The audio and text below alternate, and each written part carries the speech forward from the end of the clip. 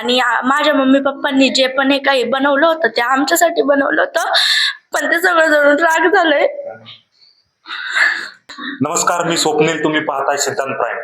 आता आपण डोबीमळा, मनसर मधील डोबीमळा या ठिकाणी आलो आहोत. मंगलमूर्ती अपार्टमेंट या ठिकाणची घटना अशी होती की परवा दिवशी या ठिकाणी संपूर्ण फ्लॅट आहे त्याला आग लागली होती. आपल्या समोर या ठिकाणी या फ्लॅटचे मालक अरुण थोरात आणि त्यांच्या मिसेस आहेत. आपण त्याच्यासोबत चर्चा करणार आहोत. कशा पद्धतीने ही आग लागली होती, काय काय घटना घडली होती? आम्ही कामानिमित्त पुण्याला गेलो होतो आणि मुली सांडवली बुद्रुकच्या शाळेमध्ये आहेत.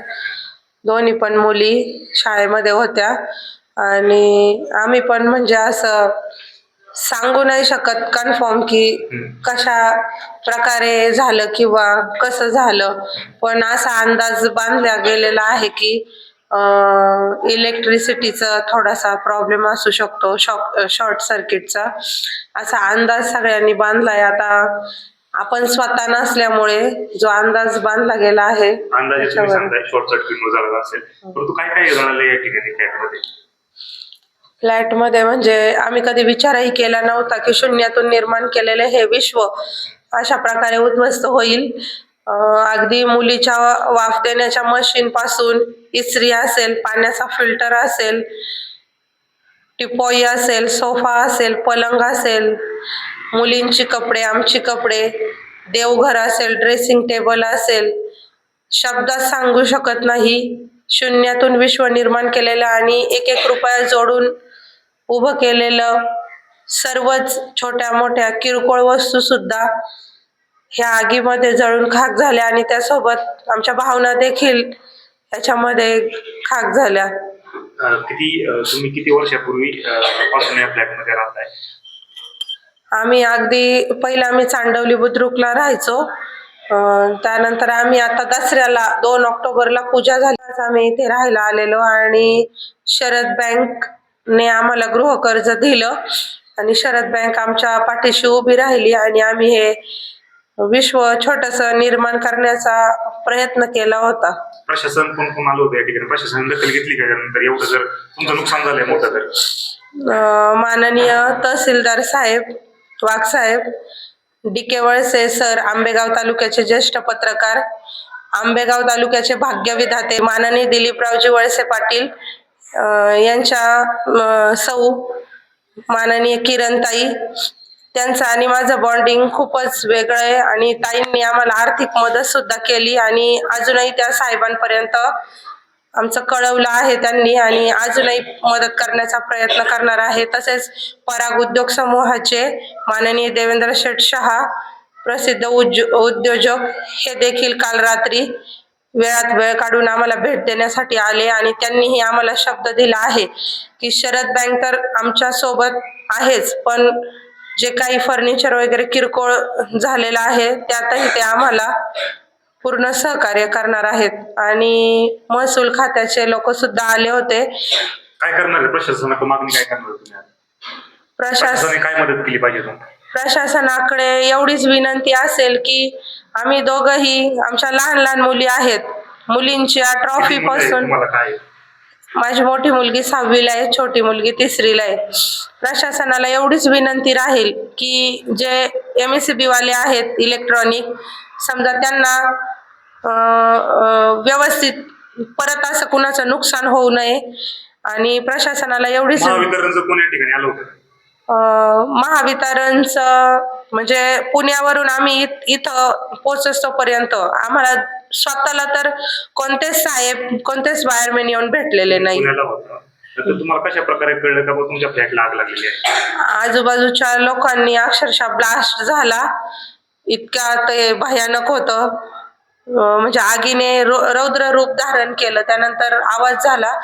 आजूबाजूच्या लोकांनी आम्हाला, काहींचा गैरसमज झाला की गॅस सिलेंडरचं झालं, परंतु लाईटीचाच शॉर्ट सर्किटचा अंदाज बांधता आला आणि आजूबाजूच्या लोकांनी आम्हाला कळवलं की तुमच्या घरामध्ये अशी घटना घडलीये. तर आम्ही लवकरच अगदी 45 मिनिटातच 45 मिनिटं ते 1 तासातच पोहोचतो. किती वेळा तुम्ही पुण्याहून आला?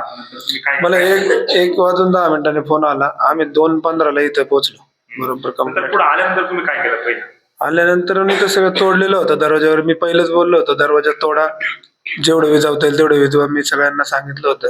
परंतु संपूर्ण फ्लॅट जळून पूर्ण भिंती काळ्या झालेल्या आहेत. काहीच राहिलेलं नव्हतं आमचं. आलं सोफा तर वगैरे सगळं ज्या वस्तू आहेत त्या सर्व जळून गेल्या. सगळं सोफा सेट झालं, आपलं पलंग, फ्रीज, आपलं फ्रीज नव्हताच आपल्याकडे, पण समजा फिल्टर होता, मिक्सर होता, भांडी, जेवढं प्लॅस्टिक होतं ते सगळं, आणि कपडे तर सगळेच गोळा झाले. म्हणजे असं काही नाही. 15,000 रुपये मुलीला माझ्या 5वीची स्कॉलरशिप मिळाली होती. 2 दिवसापूर्वी ती मुलीने काढून म्हणजे आणली होती तिच्या खात्यावरनं काढून महाराष्ट्र बँकेत. सोन्याचे कानातले, चांदीचं मुलीला बक्षीस म्हणून मिळालेलं चांदीचं नाणं, सगळं जळून. सगळं शाळेचे. मी DG वळसे पाटील स्कूलमध्ये आहे पारगावला, शिंगवे पारगावला. तर प्रॅक्टिस पेपर होते विद्यार्थ्यांचे, चेक करण्यासाठी आणलेले. शनिवार रविवार सुट्टी होती म्हणून सर्वच जळून खाक झालं आगीमध्ये. तर या ठिकाणी हे दोन्ही दाम्पत्य होतं, अरुण थोरात आणि त्यांच्या मिसेस. तर यांनी सांगितलं या ठिकाणी आमच्या भावना देखील जळून खाक झालेल्या आहे, आणि संपूर्ण फ्लॅट पूर्णपणे भिंती असेल, सोफा असेल, संपूर्ण तुम्ही पाहू शकताय या जळून खाक झालेल्या आहेत. कशा पद्धतीने या ठिकाणी फिल्टर वगैरे तसंच आहे, संपूर्ण भिंती वगैरे जळून गेलेल्या आहेत. प्रशासन देखील या ठिकाणी आलं होतं. त्यांनी सांगितलंय, त्यांनी आश्वासनही दिलंय येणाऱ्या काळात ते नक्कीच मदत करतील म्हणून. तुमच्या मुली आहेत का? काय सांगणार आहे प्रशासनाला आता तुम्ही दोघी? मदत मिळाली पाहिजे तुम्हाला आता. माझी एवढीच इच्छा आहे की आमच्या घरात असं झालं की परत कुणाच्या घरात असं होऊ नये, ही प्रशासनाने काळजी घेतली पाहिजे. आणि माझ्या मम्मी पप्पांनी जे पण हे काही बनवलं होतं ते आमच्यासाठी बनवलं होतं, पण ते सगळं जळून राग झालंय. काय प्रशासनाला मागणी आहे तुमची?